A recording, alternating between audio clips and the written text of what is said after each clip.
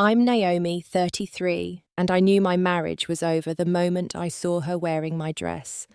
Not just any dress, but the custom-made burgundy one Daniel had watched me try on after the final fitting. Across the crowded holiday party, his assistant Audrey twirled in my missing dress, while my husband's eyes followed her every move. My hands trembled slightly as I clutched the manila envelope containing 6 months of evidence photos and divorce papers. Sometimes the most devastating betrayals come, wrapped in the most familiar packaging. Where are you watching from today? Let me know in the comments. If you've ever had your intuition save you from a terrible situation, this story might resonate. Hit that subscribe button and like this video if you've ever had to find your strength in an impossible moment. 7 years. That's how long Daniel and I had been married before that fateful Christmas party. 7 years of building what I believed was the perfect life together. We met in graduate school at Northwestern, me studying marketing, him in finance. We were the power couple everyone envied, ambitious, attractive, and seemingly made for each other. After graduation, we settled in an upscale neighborhood in Chicago's North Shore. Our 3-bedroom brownstone was featured in a local home magazine after I spent months perfecting every detail. Daniel would joke that I treated our home like one of my marketing campaigns, but he appreciated how I'd transformed the space into something that impressed his colleagues and bosses when we hosted dinner parties. Daniel climbed the corporate ladder at Preston Financial Group with remarkable speed. Just 6 months before everything fell apart, he was promoted to Senior Investment Manager, a role that came with a significant salary increase, more responsibility and longer hours. I was genuinely proud of him the night of his promotion dinner. I remember studying his face across the candlelit table at Alinea, thinking how lucky I was to have a partner who worked as hard as I did. To us, he had said, raising his glass of champagne. None of this would mean anything without you by my side, Naomi. I believed him. Why wouldn't I? My own career at Apex Marketing was thriving. I had recently landed the Johnson account, a major pharmaceutical company that had tripled my client portfolio's value. We were equals in our professional success, or so I thought. Our social calendar was always full. Country club memberships, charity galas, networking events, and dinner parties with other successful couples filled our weekends. From the outside, we were living the dream, the perfect power couple with the perfect life. But beneath the surface, hairline fractures had been forming in our foundation for some time. "Will you be home for dinner tonight?" I had asked Daniel one morning as he was rushing out the door, travel coffee mug in hand. "Don't wait up," he replied without looking at me. "The Harrison account is in trouble. I'll probably be at the office until midnight." It wasn't the first time I'd heard that response, and it wouldn't be the last. Daniel's increasing late nights at the office had become our new normal. When he was home, he was distracted, constantly checking his phone, stepping out to take calls, his mind clearly elsewhere. I told myself it was just work stress. Success comes with sacrifice, right? That's what my mother always said. That's what all the women in my social circle repeated like a mantra when their husbands missed anniversaries or birthdays because of work emergencies. There was also the issue of children, or rather our inability to have them. For 2 years, we had been trying to conceive. 3 rounds of IVF, countless doctor appointments, hormones that made me feel like a stranger in my own body, and still no baby. "Maybe it's not meant to be," Daniel had said after our 3rd failed attempt. He was sitting at the edge of our bed, not looking at me, his voice flat and detached. "We could try again," I suggested, tears streaming down my face. "Or consider adoption." "I don't know, Naomi. Maybe we should take a break from all this. Focus on our careers for a while." That was the first moment I felt Daniel pull away emotionally, like he was slowly backing out of a room, careful not to make any sudden moves that would draw attention to his exit. I didn't know then that he was already seeking comfort elsewhere. I blamed myself for not seeing the signs sooner. I was too wrapped up in my own career, my own desires, my own vision of what our life should be. I missed the moment when Daniel stopped sharing that vision with me. By the time I noticed the distance between us, he had already filled it with someone else. But on the surface, we were still Daniel and Naomi Williams, the couple everyone wanted to be. We still posed for photos at charity events with practiced smiles. We still held hands at dinner parties and finished each other's sentences. We were experts at maintaining the illusion of perfection. The night before it all fell apart, Daniel kissed me goodbye before heading to work. It was a quick peck, nothing passionate, but still familiar, still normal. "Love you," he said automatically as he grabbed his keys. "Love you too," I replied, not knowing it was the last time those words would hold any truth between us. That was our life, beautiful on the outside, hollow at the core, a glossy magazine spread hiding the water damage beneath. And I had no idea how quickly it was all about to come crashing down around me. The first time I felt that twinge of suspicion, that cold, unsettling feeling in the pit of my stomach, was 3 months before the Christmas party. Daniel had been acting strange for weeks. His phone was suddenly password protected. He took calls in another room, his voice dropping to a whisper. The late nights at the office had become so frequent that I'd started to forget what it was like to fall asleep with him beside me. Then I saw the credit card statement. "What's this charge for Le Bernardin?" I asked one evening as we sat in our living room, me going through bills while Daniel scrolled through his phone. $420, I don't remember us going there. Daniel looked up, his expression momentarily blank before smoothing into casual indifference. "Oh, that was a client dinner last week. The Harrison account. Remember I mentioned I had to take them out." "You didn't say it was Le Bernardin," I replied, studying his face for any tell, any hint of deception. "That's quite a splurge for a client dinner." "Harrison is a 7-figure account, Naomi," Daniel said with a hint of irritation. $400 is nothing compared to what they're worth to the firm. It was a reasonable explanation. Le Bernardin was exactly the kind of place you'd take important clients. Yet something felt off about the way Daniel wouldn't quite meet my eyes, the slight defensive edge in his voice. "I met Daniel's new assistant today. My friend Megan mentioned casually over lunch the following week. She seems very dedicated." "New assistant?" I asked. "What happened to Barbara?" "Retired last month, apparently. The new one is fresh out of college. Audrey something, pretty girl, very eager to please." I shrugged it off.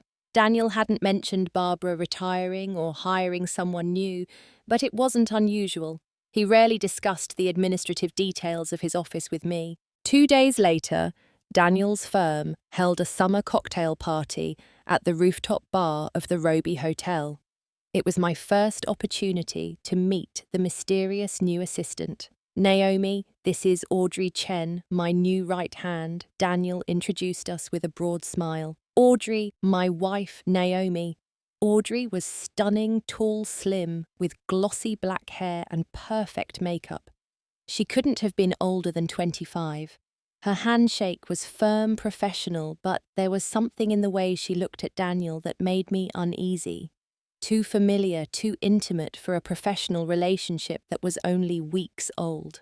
"Daniel talks about you constantly," Audrey said with a bright smile that didn't quite reach her eyes. "It's so nice to finally meet you." "Funny he's never mentioned you," I replied with an equally insincere smile. Daniel shot me a warning look before quickly changing the subject. Later that night, as we drove home, I brought it up again. "So when were you going to tell me about Barbara retiring?"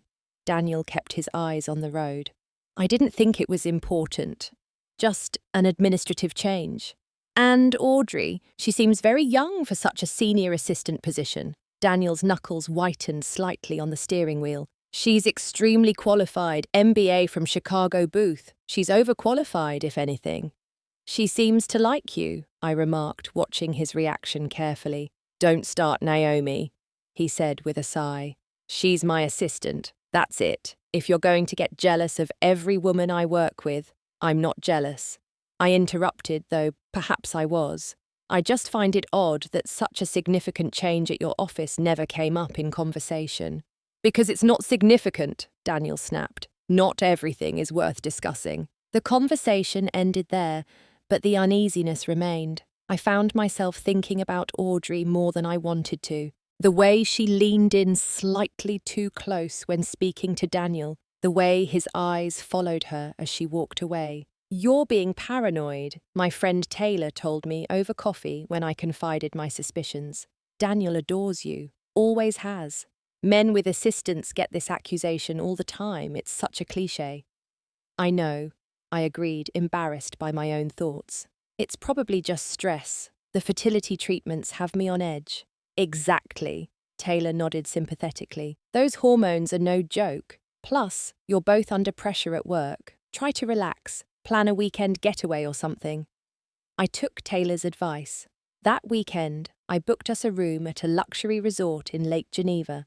Daniel seemed distracted the entire time, checking his phone constantly. When I suggested we leave our phones in the room during dinner, he refused, claiming he needed to be available for an important client. During dinner, his phone buzzed with a text message. He tried to hide the screen, but I caught a glimpse of the preview from A. "Can't wait to see you, Tom." "Who's A?" I asked casually, pretending I hadn't seen the message. "What?" Daniel looked startled. "Your phone just lit up with a message from A. Is that a client?" "Oh," Daniel said, visibly relaxing. "Yes, Adam, from the Harrison account. We have a meeting tomorrow morning." It was a plausible explanation. But the way his voice slightly higher, the momentary panic in his eyes, those weren't the reactions of someone telling the truth. That night, as Daniel slept beside me, I lay awake staring at the ceiling, wondering if I was losing my mind or my marriage. Maybe both. My burgundy dress was special, not just because of its deep, rich colour that complemented my olive skin tone perfectly, or the way its silhouette hugged my curves before flaring slightly at the knee. It was special because it represented one of the last truly happy moments in my marriage. I had commissioned the dress from Eliza Winters, a local designer whose boutique I'd discovered while shopping with Taylor. I wanted something unique for our 6th anniversary dinner, something that would remind Daniel of the woman he fell in love with. Confident, ambitious, beautiful. The woman who seemed to be fading into the background of our increasingly separate lives.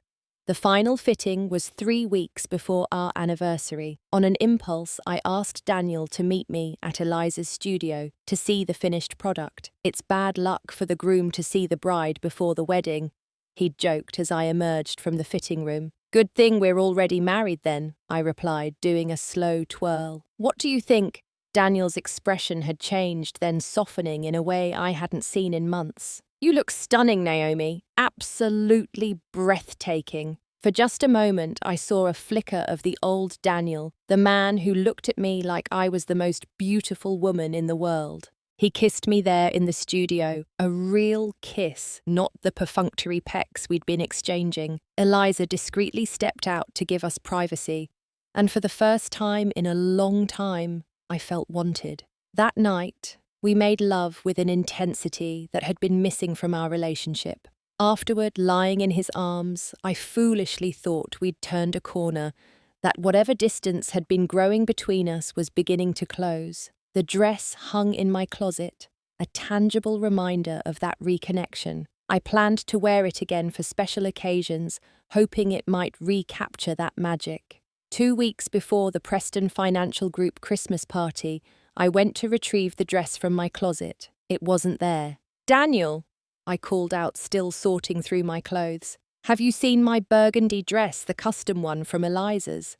Daniel was in his home office reviewing some reports. He barely looked up. "The what?"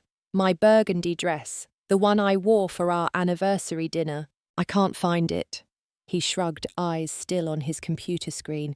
"Maybe it's at the dry cleaners." "I haven't taken it to the cleaners. I've only worn it once." "I don't know then," he said, his tone making it clear that missing dresses were the least of his concerns. "Maybe check the guest room closet. Sometimes the housekeeper puts things in there." I checked every closet in the house. No burgundy dress. I called the dry cleaner anyway, thinking perhaps our housekeeper had taken it there. Nothing. Eventually, I gave up the search. It was just a dress after all. Expensive, yes. Sentimental, certainly. But just a dress. I decided to wear my emerald green cocktail dress to the Christmas party instead. Daniel always said green brought out the flecks in my hazel eyes. The night of the party arrived. Preston Financial had rented the grand ballroom at the Drake Hotel, sparing no expense. Ice sculptures, a 12-piece orchestra, gourmet food stations, and an open bar with top-shelf liquor. It was the kind of extravagance that financial firms were known for, especially in boom years. Daniel and I arrived separately. I had a client meeting that ran late, and he needed to be there early as one of the event organisers. We agreed to meet inside. The ballroom was already crowded when I arrived. I handed my coat to the attendant and smoothed down my emerald dress, suddenly feeling nervous, though I couldn't say why. I spotted Daniel across the room, champagne in hand, laughing with a group of colleagues. I was about to make my way toward him when I saw her, Audrey. She was standing near the orchestra, chatting with one of the senior partners, and she was wearing my burgundy dress. Not a similar dress, not a dress in the same colour. My dress, the custom-made, one-of-a-kind Eliza Winters creation that had mysteriously disappeared from my closet. The dress that had brought a spark back to my husband's eyes, however briefly. The room seemed to tilt. My heart pounded in my ears, drowning out the orchestra's rendition of White Christmas. I felt simultaneously hot and cold, a wave of nausea washing over me. I watched as Daniel excused himself from his group and walked over to Audrey. They didn't touch, didn't do anything that would appear inappropriate to casual observers. But I saw the way his eyes lingered on her, the slight smile that played at the corners of his mouth, and I saw how perfectly the dress fit her, as if it had been made for her body, not mine. Then Daniel glanced up and saw me watching them. For a split second, panic flashed across his face before he masked it with a bright smile waving me over. In that moment, I knew everything, and I knew exactly what I needed to do. I plastered a smile on my face and walked toward them, playing the role of the perfect corporate wife one last time. The 3 weeks following the burgundy dress incident were the most productive of my life. While continuing to play the role of devoted wife, I methodically gathered evidence of my husband's betrayal. The morning after the Christmas party, I called Taylor in tears. "You were right," I sobbed into the phone. "He's having an affair with his assistant." She was wearing my dress Taylor, my custom-made dress that mysteriously disappeared from my closet. "That bastard," Taylor hissed. "What are you going to do?" It was a good question. I could confront Daniel immediately, throw his infidelity in his face, and demand explanations. But what would that accomplish? Denials, perhaps. Gaslighting, almost certainly. He'd already dismissed my concerns about Audrey as jealousy and insecurity. "I need proof," I said, my tears subsiding as determination took their place. "Concrete evidence that he can't deny or explain away." "I have a cousin who's a divorce attorney," Taylor offered. "She works with a really good private investigator. Discreet, thorough, gets results. Give me her number." By that afternoon, I was sitting across from Margot Linden, a sharp-eyed divorce attorney with 20 years of experience handling high-net-worth separations. "Illinois is a no-fault divorce state," Margot explained. "But evidence of infidelity and financial deception can impact property division and support determinations, especially with the right judge." She recommended a private investigator named Ray Santos, a former police detective who specialized in infidelity cases. I hired him on the spot, writing a check for his retainer without hesitation. "I need everything," I told Ray. "Photos, hotel receipts, text messages, emails. Whatever you can legally obtain that proves my husband is having an affair with his assistant."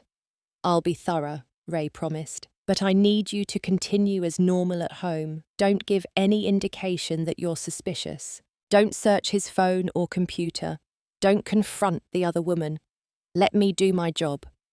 For the next 3 weeks, I lived a double life. By day, I was Naomi Williams' devoted wife and successful marketing executive. I made Daniel's favorite meals, asked about his work, and pretended not to notice when he came home smelling of unfamiliar perfume. I maintained our social calendar, smiling at dinner parties and charity events, as if my world wasn't crumbling beneath my feet. By night, I planned my exit strategy. I opened a separate bank account and transferred a portion of my own earnings into it. I researched apartments in neighborhoods Daniel never visited. I catalogued our assets, taking photos of artwork and antiques purchased during our marriage. I forwarded important emails to a new secret account he couldn't access. Meanwhile, Ray was compiling a damning dossier on my husband's infidelity. They meet at the Langham Hotel, always on Tuesday and Thursday afternoons, Ray reported during one of our clandestine meetings at a coffee shop far from my usual haunts. He books the room under the firm's name, but he's paying with a personal credit card you don't seem to know about. Ray showed me photos of Daniel and Audrey entering the hotel separately but within minutes of each other and leaving the same way 2 hours later. He had hotel receipts, timestamps, even a room service bill for champagne and strawberries charged to the room during one of their trysts. "There's more," Ray said, sliding a folder across the table. "Financial records you should see." Inside were statements for a credit card I didn't recognize. Charges for jewelry from Tiffany & Co. dinner at restaurants I'd never been to, weekend getaways disguised as business trips. Daniel had been spending lavishly on Audrey while telling me we needed to cut back on expenses due to the cost of IVF treatments. But the most devastating discovery came a week before the company's Christmas party. Ray had somehow obtained emails between Daniel and Audrey that laid bare not just their affair, but their future plans. "I'll tell her after the new year," Daniel had written. "Once the Harrison deal closes and my bonus is secure, we can be together openly then." "What about her?" Audrey had replied. "Will she fight the divorce? Naomi's reasonable. She'll understand that these things happen. Besides, after all the failed IVF attempts, I think she knows we want different things. She can keep the house. I just want a clean break." Reading those words, seeing how coldly Daniel had reduced our 7-year marriage to a transaction, an inconvenience to be dealt with, so he could move on with his younger replacement, something broke inside me. But in that breaking, I found a clarity and resolve I hadn't known I possessed. I also discovered that Daniel and Audrey hadn't met by chance. She hadn't been randomly assigned as his assistant after Barbara's retirement. They had met at a financial conference 6 months earlier, and Daniel had created a position for her, persuading HR that he needed a dedicated assistant with her specific qualifications. The good news, Margot told me when I brought her all the evidence, is that we're in an excellent position for the divorce proceedings. The financial deception alone gives us leverage, but the affair and the evidence of him creating a position for his mistress at his company could potentially impact his professional standing as well. "I don't want to destroy his career," I said, surprising myself with my own restraint. "I just want what's fair." "Fair is what we'll get," Margot assured me, "but timing is everything. When do you want to file?"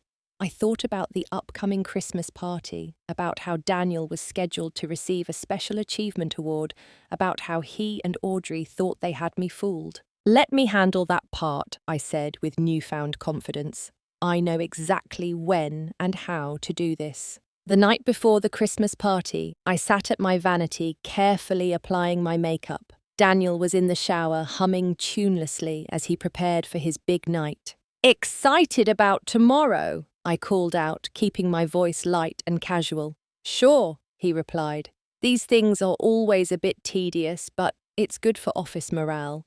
"And you're getting that award," I reminded him. "That's a big deal." Daniel stepped out of the bathroom, a towel wrapped around his waist. "It's not that big a deal, just a recognition thing the partners do every year." "Still, I'm proud of you," I said, meeting his eyes in the mirror. For a moment, I saw a flicker of guilt cross his face. "I've always been proud of you, Daniel." He looked away first, unable to hold my gaze. "Thanks, Naomi. That means a lot." As he turned to enter our walk-in closet, I opened my drawer and touched the manila envelope hidden beneath my scarves. Inside were copies of all the evidence Ray had collected, divorce papers prepared by Margot, and a letter I had written detailing exactly what I knew and what I wanted in the settlement. Tomorrow night, Daniel's carefully constructed house of lies would come crashing down around him, and I would be free. The Drake Hotel's grand ballroom was transformed for the Preston Financial Group's annual Christmas party. Crystal chandeliers cast a warm glow over tables draped in white linen and adorned with elaborate centerpieces of white roses, silver branches, and twinkling lights. A massive Christmas tree, at least 15 feet tall, dominated one corner of the room, its ornaments in the company's signature blue and silver. I arrived alone, having told Daniel I would meet him there due to a last-minute client call. In reality, I had spent the extra time with Margot reviewing the contents of my envelope one final time and steeling myself for what was to come. "Remember," Margot had said as I left her office, "you hold all the cards now. Stay calm, stay dignified, and let the evidence speak for itself." As I handed my coat to the attendant, I caught my reflection in a mirrored column. The emerald green dress hugged my figure perfectly. My dark hair was swept up in an elegant twist diamond studs, a gift from Daniel on our 5th anniversary glittering at my ears. I looked composed, confident, the picture of a successful woman in her prime. No one would guess that beneath that polished exterior was a heart simultaneously breaking and hardening with resolve. The manila envelope in my clutch felt like it weighed 100 pounds. I spotted Daniel immediately. He was at the bar, his tall frame easy to pick out in the crowd. He wore the charcoal grey suit I had helped him select last month, a crisp white shirt, and the blue tie that brought out his eyes. He looked handsome, successful, trustworthy. What a lie that was. Audrey stood next to him, laughing at something he said, my burgundy dress hugging her slender frame. She had styled her hair differently than at the summer cocktail party, softer, more romantic, with loose waves framing her face. They weren't touching, weren't doing anything that could be construed as inappropriate in a professional setting, but the intimacy was there in their body language, in the way they leaned toward each other, in the private jokes and lingering glances. I took a deep breath and made my approach. Daniel saw me first, his smile faltering slightly, before widening into the practiced greeting he'd been using with me for months. "Naomi, you made it." He stepped forward to kiss my cheek, his cologne, the one I'd given him for his birthday, wafting around us. "You remember Audrey?" "Of course." I smiled, my voice steady despite the adrenaline coursing through me. "Lovely dress, Audrey." A flicker of uncertainty crossed her face. "Thank you. It's a favourite of mine." "I can see why," I replied. "It looks like it was made for you." Daniel cleared his throat, his eyes darting between us. "Can I get you a drink, Naomi?" "Champagne would be lovely." As Daniel turned to the bar, I held Audrey's gaze. "That shade of burgundy is remarkable. I had a dress just like it, custom made. It went missing from my closet recently." Audrey's confidence wavered, a flush creeping up her neck. "Oh, that's strange. This was a gift, actually." "A gift," I repeated, nodding as if this made perfect sense. "From anyone I know." Before she could respond, Daniel returned with my champagne, practically thrusting the glass into my hand. "The partners are gathering for a quick meeting before dinner. I should join them. Naomi, why don't you find our table? We're at table 3 near the stage." "Of course," I said, taking a sip of champagne. "Don't let me keep you." As Daniel led Audrey away, his hand hovering near the small of her back without quite touching it, I watched them with a calm that surprised me. The initial shock and pain of discovery had given way to something else, a cold, clear determination to reclaim my dignity and my future. I mingled with the other spouses and partners, making small talk about holiday plans and New Year's resolutions. I complimented the event planners on the beautiful decorations. I sampled hors d'oeuvres and sipped my champagne. To anyone watching, I was simply Naomi Williams, supportive wife of rising star Daniel Williams, enjoying a glamorous evening out. Dinner was announced, and I made my way to table 3. Daniel was already seated with Audrey at a different table, but positioned with a clear line of sight to him. I took my place beside my husband, smoothing my napkin over my lap with steady hands. "Everything okay?" Daniel asked, noticing my silence. "Perfect," I replied. "Just perfect." The first course was served a delicate butternut squash soup with truffle oil, followed by a salad of winter greens with candied walnuts and goat cheese. Throughout the meal, I watched Daniel check his phone under the table, no doubt, exchanging messages with Audrey. I pretended not to notice, engaging the other couples at our table in conversation about their holiday travel plans. Between the main course and dessert, the firm's managing partner, William Preston, took the stage to begin the awards presentation. The room quieted as he approached the microphone. "Good evening, everyone," Preston began, his deep voice carrying across the ballroom. "What a pleasure to see all of you here tonight to celebrate another remarkable year at Preston Financial Group."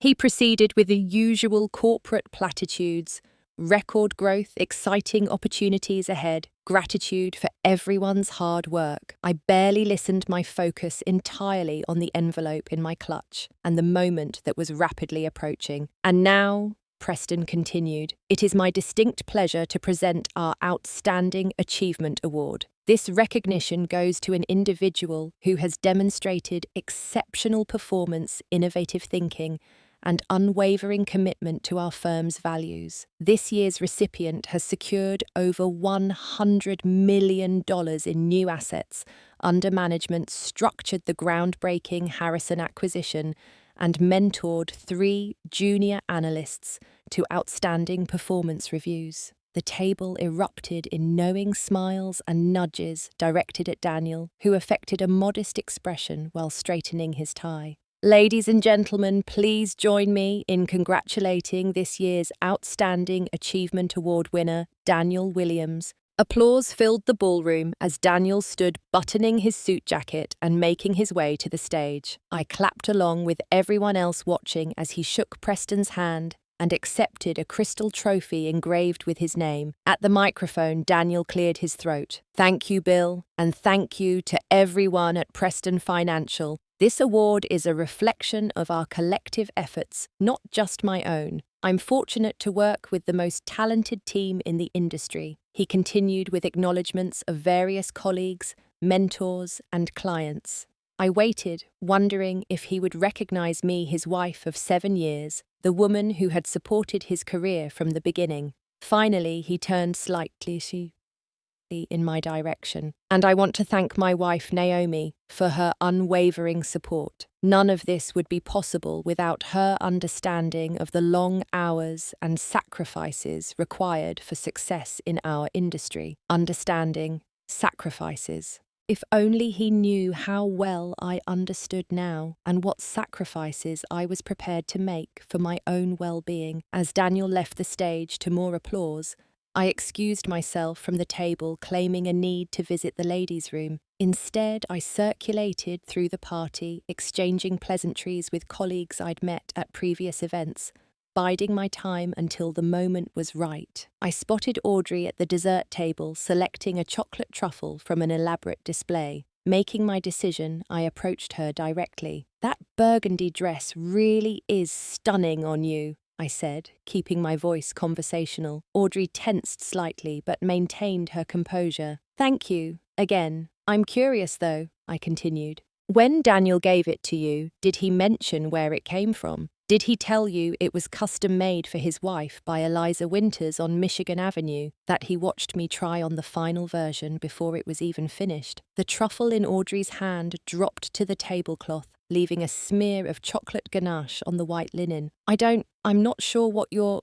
It's okay, I said, surprising myself with how calm I felt. You don't need to pretend anymore. I know everything, Audrey, about the affair, about the hotel rooms at the Langham, about the plans for after the new year. Her face drained of colour.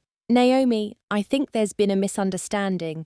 No misunderstanding, I cut her off gently. Just clarity. Finally, I spotted Daniel watching us from across the room, alarm evident in his expression, as he excused himself from his conversation and began making his way toward us. He won't leave me for you, you know, Audrey blurted out, abandoning all pretense. He loves me, but he's worried about his career, about how it would look. The divorce was his idea, not mine. Her desperate attempt to hurt me only confirmed what I already knew. I believe you, I said simply, but that's not going to be his choice anymore. Daniel reached us, then his face a mask of forced joviality. There are my two favourite women enjoying the party. Immensely, I replied. I was just complimenting Audrey on her dress. She mentioned it was a gift from you. Daniel's smile froze. I think there's been a confusion. Audrey, didn't you say you bought that at Nordstrom? Before Audrey could respond, I reached into my clutch and removed the envelope. Actually, Daniel, there's no confusion at all. Not anymore. The colour drained from his face as he stared at the envelope in my hand. What is that? Everything, I said simply. Every receipt from the Langham, every charge on your secret credit card, photos of you and Audrey together, emails discussing your plans to leave me after the new year, and divorce papers already prepared, just waiting for your signature. Daniel's face went from pale to ashen. Naomi, let's discuss this privately. This isn't the place. Isn't it? I asked, genuinely curious. You've been conducting your affair in public, at hotels, restaurants, even here at company events. Why shouldn't the consequences be public too? By now, people nearby had begun to notice our tense conversation. Whispers spread, heads turned in our direction, the buzz of gossip beginning to overpower the orchestra's rendition of Winter Wonderland. Please, Daniel whispered, desperation replacing his usual confidence. Not here, not now. For a moment I considered relenting, taking this private, handling it with the discretion that had defined our marriage. But then I remembered the coldness of his emails to Audrey, the casual way he had dismissed our years together, the calculated plan to blindside me after securing his year-end bonus. Everyone's watching, Daniel, I said, my voice steady. Just like you wanted when you accepted your award. The distinguished Daniel Williams, with his perfect life and perfect career. I held out the envelope. Here's your real achievement of the year. Daniel reached for the envelope with trembling hands, his face ashen. As he took it from me, I felt a weight lift from my shoulders. Not just the physical weight of the envelope, but the burden of lies and betrayal I had been carrying.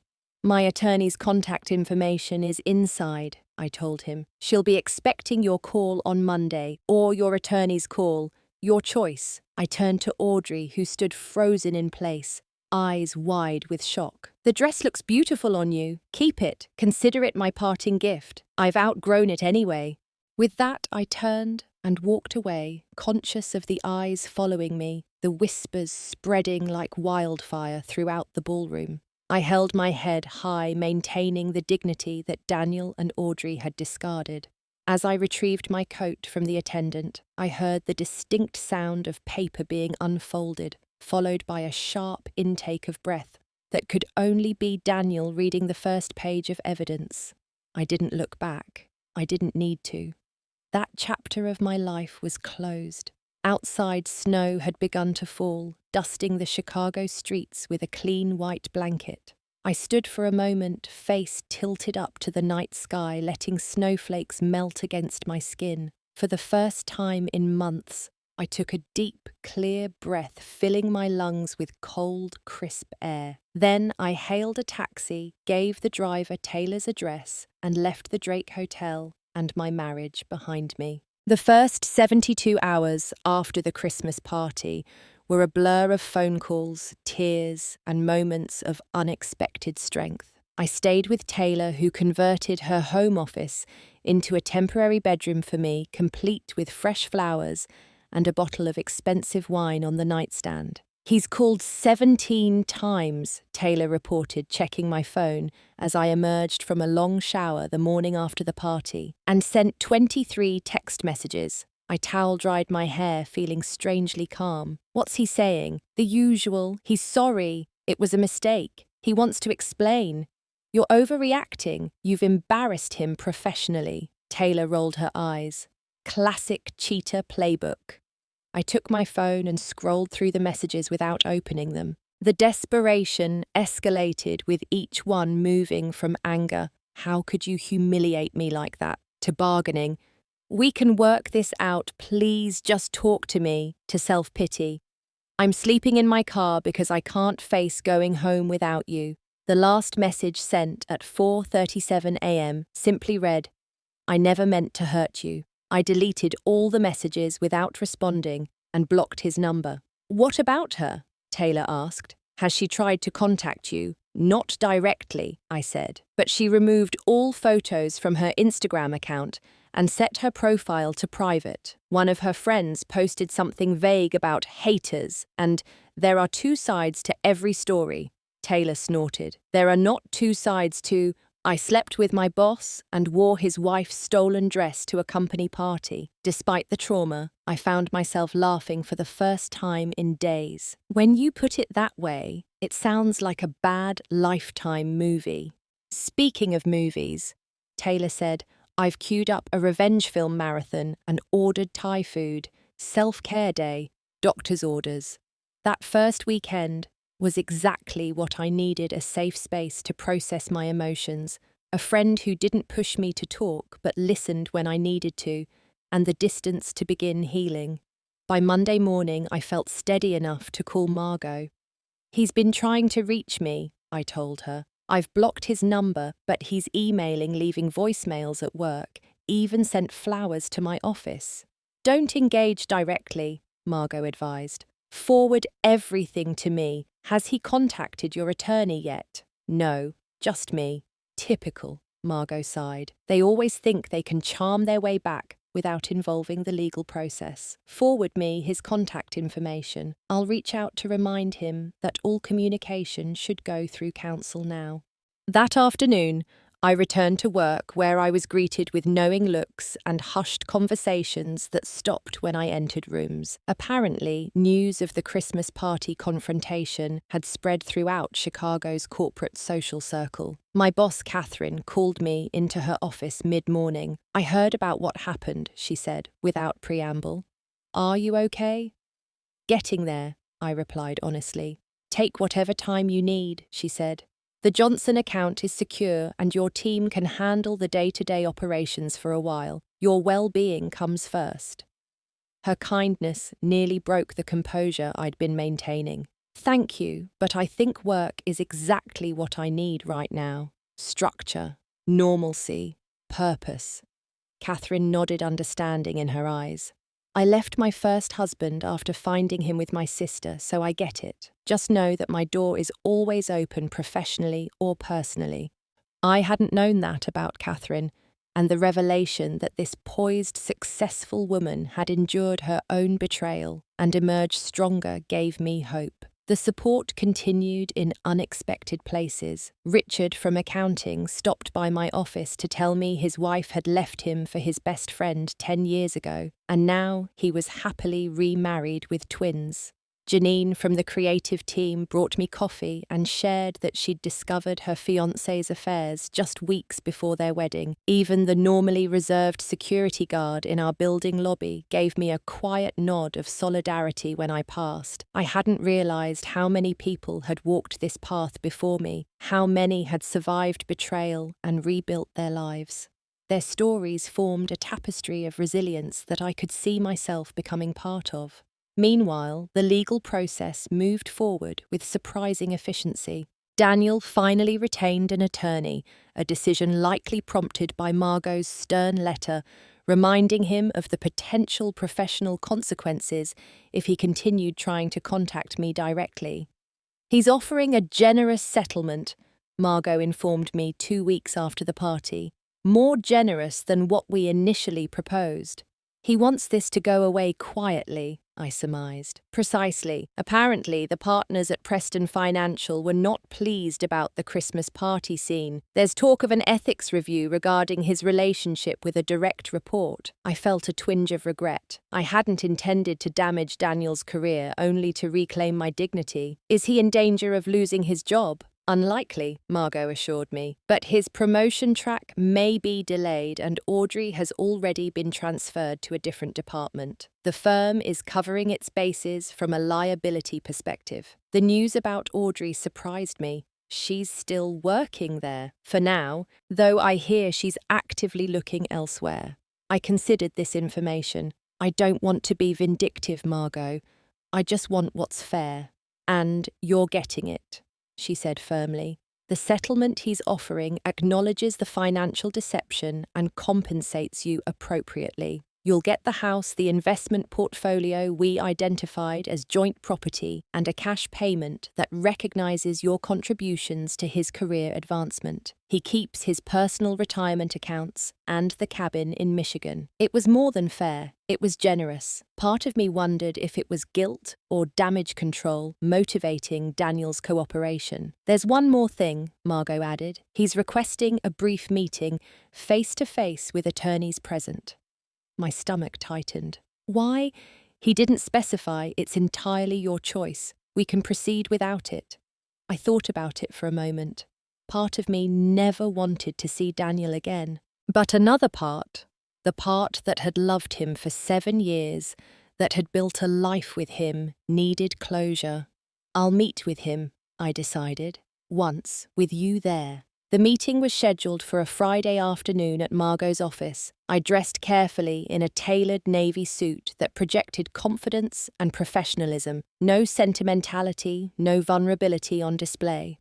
Daniel arrived with his attorney, a silver-haired man with an expensive watch and a permanent look of mild disapproval. Daniel himself looked terrible, unshaven, with dark circles under his eyes and a suit that hung slightly loose on his frame, as if he'd lost weight. "Thank you for agreeing to meet," he began, his voice hoarse. I nodded, but said nothing, waiting for him to continue.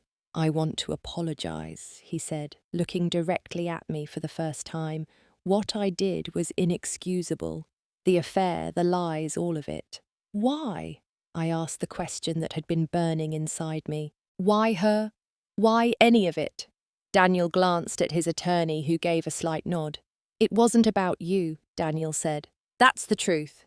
It was about me, my insecurities, my fear of failure. After the 3rd round of IVF didn't work, I felt like I was letting you down. Like I couldn't give you the one thing you wanted most. I hadn't expected this angle. So you slept with your assistant because our fertility treatments failed. That's your explanation." "No, that's not." He ran a hand through his hair, frustration evident. "I'm not explaining this well. Audrey made me feel successful, uncomplicated. She admired me without expecting anything I couldn't deliver, and I got caught up in that feeling. You could have talked to me," I said quietly, "about your feelings, your fears. Instead, you chose to betray me in the most painful way possible." "I know," he admitted. "I was a coward. It was easier to escape into an affair than to face our problems together." We sat in silence for a moment, the weight of 7 years and their abrupt ending hanging between us. "I miss you," Daniel finally said. "I've made the biggest mistake of my life, and I know I can't undo it. But I want you to know that I did love you, Naomi. I still do." "Don't," I said sharply. "Don't say that to me now. Not after everything."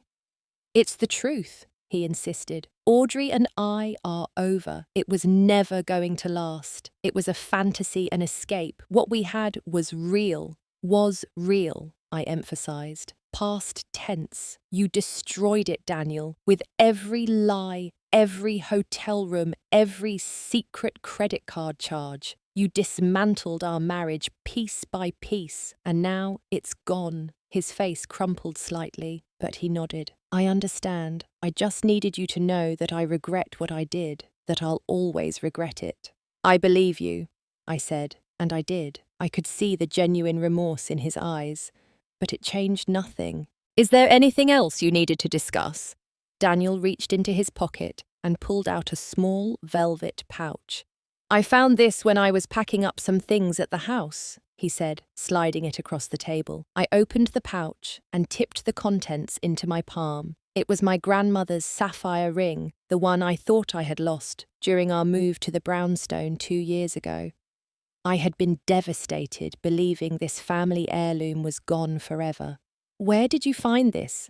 I asked, closing my fingers around the ring.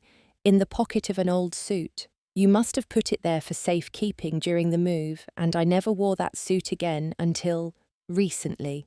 I nodded, grateful to have this piece of my family history back. Thank you. And with that, our meeting was over. The attorneys confirmed the settlement details, papers were signed, and just like that, the legal dissolution of our marriage was set in motion. No drama, no further revelations, just the quiet end of a chapter in my life. As Daniel and his attorney prepared to leave, he paused at the door. I am sorry, Naomi, for everything. I know, I said, but sometimes sorry isn't enough. After they left, I remained seated in Margot's conference room, turning my grandmother's ring over in my fingers. I didn't feel the vindication or satisfaction I had expected. Instead, I felt something quieter, more profound, a sense of completion of a circle closing. Our story, with all its joy and pain, was finished, and I was ready to begin a new one. 6 months later, I was having dinner with Taylor at a new restaurant downtown when I spotted them across the room. Daniel and Audrey seated at a corner table, both looking uncomfortable and barely speaking to each other. He was still handsome in that polished corporate way, but the spark that had once drawn me to him seemed dimmed somehow. Audrey glanced up and saw me first. She nudged Daniel, who turned and froze when our eyes met. I surprised myself by offering a small nod of acknowledgement, which he returned after a moment's hesitation. Do you want to leave? Taylor asked, noticing the exchange. No, I said, realizing I meant it. They don't affect me anymore, and they didn't. Seeing Daniel and Audrey together didn't trigger the pain or anger I had expected. Instead, I felt a strange sort of pity for them both, trapped in a relationship built on lies and betrayal, carrying the weight of the hurt they had caused. My own life had taken unexpected turns since the divorce. I had moved into a bright, airy apartment in Wicker Park, decorated exactly to my taste without compromising for anyone else's preferences. I had accepted a promotion at work that required more travel, something I had previously limited due to Daniel's expectations about my availability. I had reconnected with friends who had drifted away during my marriage, discovering that many of them had missed me. Most surprisingly, I had begun dating again. Nothing serious yet, but I had met a kind, thoughtful architect named Michael, who understood my cautious approach to romance and respected my boundaries. He made me laugh in a way Daniel hadn't in years, and for the first time, I could envision a future that looked nothing like my past, and that was exciting rather than frightening. The burgundy dress had come back to me during the divorce proceedings, returned in a garment bag, with Daniel's other possessions from our shared closet. I had taken it to Eliza's studio and asked her to transform it into something new, a sleek jumpsuit that retained the rich colour but none of the silhouette that reminded me of my old life. Everything okay? Taylor asked, bringing me back to the present moment. Better than okay, I assured her, raising my wine glass. To new beginnings.